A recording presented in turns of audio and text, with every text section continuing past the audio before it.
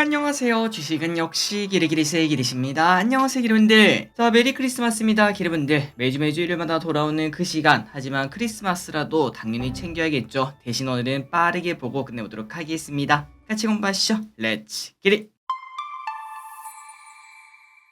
풀어보도록 하겠습니다. 주말 사이에 어떠한 뉴스가 있었나? 일단 금감원 배터리 아저씨 압수수색 이러한 이야기가 나왔습니다. 물론 금요일날 장 끝나고 나왔던 걸로 기억해 우리나라 증시 특히 2차전지에는 영향을 주진 않을 것 같긴 하지만 그래도 그 약간 기분 뭐 그런 게 있지 않겠습니까? 약간의 투자 심리 악화로도 이어질 수 있겠네요. 그리고 다음으로는 증권가에서는 이제 증시가 3일밖에 남지 않았고 상승은 제한적이다. 아마도 박스권일 것이다. 이렇게 예측을 한다고 하는데 갑자기 저 기릿은 이걸 보니까 야 이거 3일 동안 막 오르는 거 아닌가 이러한 기대감이 좀 들었습니다. 과연 이번 주 아니 오는 주 어떻게 될지 보도록 할게요. 그리고 이러한 뉴스도 있었습니다. 포스코 포항 제철소가 작년에 그 태풍이었나요? 태풍이 왔을 때 큰 일을 한번 겪은 적이 있었는데 이번에도 한번 화재가 또 났다고 합니다. 하지만 다행히도 바로 또 진화가 되었다고 하네요. 마지막으로 푸틴, 러시아가 우크라 전쟁 휴전 협상을 타진하고 있다. 이런 소식이 나왔습니다. 일단 화요일날 이쪽에 관련된 재건 테마가 움직일지 관심 있게 봐야 되고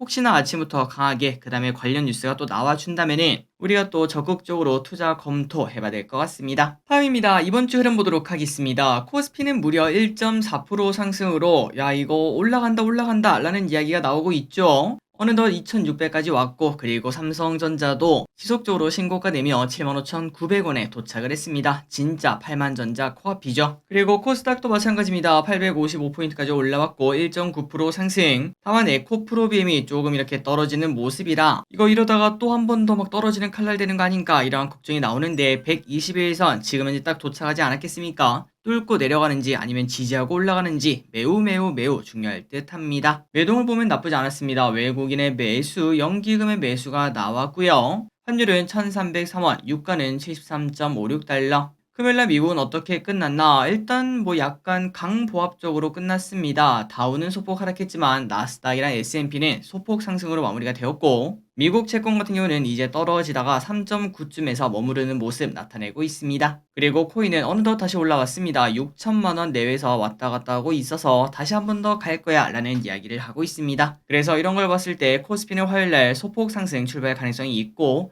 내일 한 번 더 꼼꼼하게 보도록 할게요. 자, 다음 주 증시 전망을 한번 보도록 하겠습니다. 기다리는 조정은 오지 않는다. 이 말이 딱 느껴지는 한 주였죠. 증시는 계속 올라가고 삼성전자는 진짜 8만 전자를 코앞에 두고 있는 모습이며 놀랍게도 5%만 오르면 삼전은 8만 전자, 하이닉스는 6%만 오르면 15만 닉스를 달성하게 됩니다. 사실상 좀만 무리하면은 3일 동안 충분히 갈 수 있는 그 정도 위치 아니겠습니까? 그렇기 때문에 이거 가겠다라는 생각이 좀 드네요. 그리고 이제는 내년을 위한 포석을 짤 때입니다. 과연 나는 내년 1분기 어디에 주력으로 투자할 건지 기분들이 꼭 한번 고민을 해봐야 되고 일단 저 기릿이 보는 생각은 작년에는 로봇 AI를 정말 지속적으로 말하지 않았겠습니까? 그런데 올해는 온디바이스 AI와 CXL 이쪽에 연초에 좀 그 바람이 오지 않을까라고 저는 예상하고 있는데 과연 실제로 그렇게 될지 한번 계속 공부할 필요가 있고 그리고 여기에 자율주행 관련 혹시나 또 방금 나왔다시피 전쟁이 끝나게 되면은 약간의 재건 테마 그리고 약하지만 꾸준한 바이오 정도 이 정도 현재 체크하고 있습니다. 다만 주도주는 예상치 못한 곳에서 갑자기 나타나기도 하니까 계속 지켜보도록 할게요. 그리고 내년 하반기에는 다시 친환경 관련주와 2차전지의 기지개가 나올 것으로 저는 예상합니다. 미국 대선 이벤트가 끝나고 전기차 수요 둔화 이벤트가 끝나게 된다면은 아마 그때부터는 또다시 올라가는 모습이 나타날 수 있겠죠. 그러니까 내년 한 9월쯤 그때쯤 되면은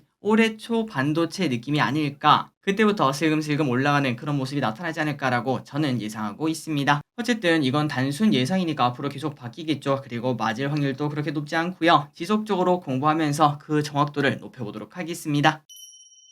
다음입니다. 연기금 외국인의 픽을 보도록 하겠습니다. 연기금입니다. 셀트리온, HMM, 포스코DX, 에코프로머티리얼즈, 하나솔루션, CS윈드, 기아, 현대차, SK하이닉스 등을 매수했고 그리고 외국인은 삼성전자, 기아, 포스코DX, HLB, 에코프로비엠, 알테오젠, 한진칼, 삼성물산, 삼바, LG엔솔, 셀트리온, KT, 에코프로, 워티를 매수합니다. 마지막으로 개인입니다. DS단서, 곱버스, 페노션, 에코프로 BM, 에코프로, 네이버, SK이닉스, LG엔솔, 하이드로리튬, 하나오션, LG노텍을 매수합니다. 자, 이번 주에 무슨 일이 있었는지 복습해보도록 하겠습니다. 월요일입니다. 갑자기 물류 대란이 나타난다 이런 얘기가 나타나며 이제 해운주가 매우 좋은 흐름을 나타냈죠. 게다가 예멘의 이슬람 반군 후티가 이스라엘이랑 조금이라도 관련되어 있다고 생각하는 선박에 무차별 공격을 하고 있다는 이런 얘기가 큰 영향을 주고 있습니다. 화요일입니다. LG 디스플레이에서 1.3조 원의 유상증자 소식이 나왔습니다. 그래서 엄청나게 급락 출발했지만 그래도 회복하는 모습 보였다고 합니다.